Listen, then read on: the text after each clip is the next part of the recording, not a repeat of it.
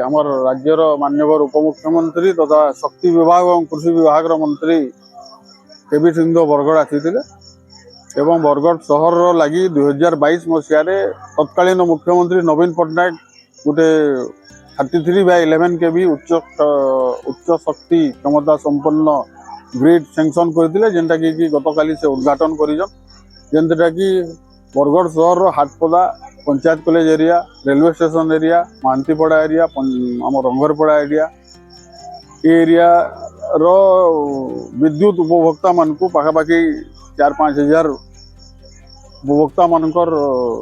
Voltage सठिक भाव में रहा इलेक्ट्रिसिटी सठिक भाव में जोगाण हवा बोल 2022 मसीह आम दाबी के दृष्टि रखिक जनसाधारण दाबी के दृष्टि रखिक सैंक्शन होता गतकाली उद्घाटित निश्चित भाव में स्वागत योग्य पदक्षेप है। गत सरकार रो कार्यक्रम थिला जेनटा कि गतकाली उद्घाटित होइए किंतु दुखर कथा यहाँ माननीय शक्ति मंत्री शक्ति विभाग दायित्व अच्छे से बरगढ़ सहर लगे आपन जानिछन कि विगत खरा दिन रे बरगढ़ सहर तथा आखपाखर अंचल विशेषकर बरगढ़ जिले में इलेक्ट्रिसिटी के लेकर नाही नथिबा असुविधार सम्मुखीन होइछन जनसाधारण सेटा आपनकर घरोई उपभोक्ता कहमा कि व्यावसायिक प्रतिष्ठान मानकर उपभोक्ता मान को कहमा कि कृषि कार्य जेन माने भी इलेक्ट्रिसिटी आवश्यकता करुछन सब उपभोक्ता बहुत असुविधार सम्मुखीन होइछन सेथिर लगी कौन नुआ योजना से कार्यकारी करबे बोलकर घोषणा नहीं कले जेनटा कि अति दुख एवं परिताप विषय बरगढ़ सहर एवं इतार आखर पाखर अंचल इलेक्ट्रिसिटी आहुरी ग्रिड रो आवश्यकता रही आउ गोटे भी ग्रिड कुशनपुरी गत सरकार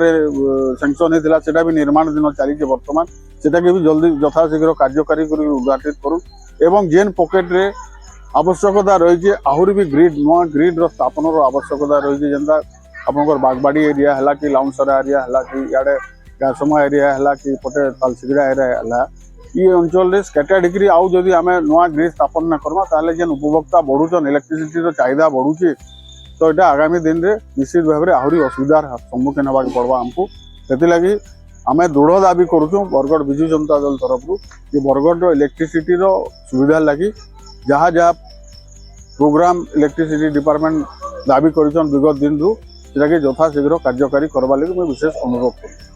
माननीय उपमुख्यमंत्री गोटे वक्तव्य जेन माने चाषी नेता से गारे जमी नान बोल गोटे दुख एवं परिताप विषय गत थर मान्यवर उपमुख्यमंत्री बरगढ़ धनुयात्रा के आसी से समय भी चाषी मान को तात्सल्य कहले गतकाली आसिक तात्सल्य कहले मुझे भावुचे मन भी यहाँ भी गोटे धारणा अच्छे आम गोटे गणतांत्रिक राष्ट्र ना गोटे राजतंत्र आम शासित होचु से मनोवृत्ति सदा सर्वदा रही आसी जिते भी बरगढ़ माटी के आसी आमर अंचल चाषी मान को अपमान सूचक पद सब कहीकि आइछन जेनटा कि विजु जनता दल निश्चित भाव में दृढ़ विरोध करुचे एवं जेन प्रकार रे चाषी नेता मान को से आसबार अव्यवहित पूर्वर पुलिस गिरफ्तारी कले इटा गोटे निहाती भाव में गोटे लोकंकर सरकार बोलछन गोटे आड़े एवं जिते मंत्री जंत्री बरगढ़ के आसुचन सब नेता मान को गिरफ्त कर दिया इटा केन प्रकार मानसिकता से अवलंबन प्रदर्शन करुछन इटा निश्चित भाव में आगामी दिन में जनसाधारण तार जवाब देवे चाषी नेता जमी थे जड़े चाष मुझे आज एमएलए हो मोर काଣା मुझे 10 वर्ष एमएलए थी केन एक्सपीरियंस के नहीं मुझे एमएलए लोक मत भल पाई भोट देले आम कम कलु अंचल लोके आम सांगे रहिले किंतु गोटे उपमुख्यमंत्री प्रकार मंतव्य देवाटा गोटे चाषी नेता हेबे केनता तार लगी काଣା क्राइटेरिया दरकार बोधे आगामी दिन में राज्य सरकार एसओपी जारी करबे जहाँ आशा करा जाउछे एसओपी जारी कर दो किए चाषी नेता हेबे किए श्रमिक नेता हेबे किए आर केन नेता हेबे से गोटे एसओपी जारी कर दबार कथा माननीय उपमुख्यमंत्री इभलिया वक्तव्य निश्चित भाव में दुखदायक घटना एहिपरि वीडियो देखिबा पई हमर Ganashakti TV Facebook YouTube Instagram channel को लाइक शेयर और सब्सक्राइब करने को अनुरोध।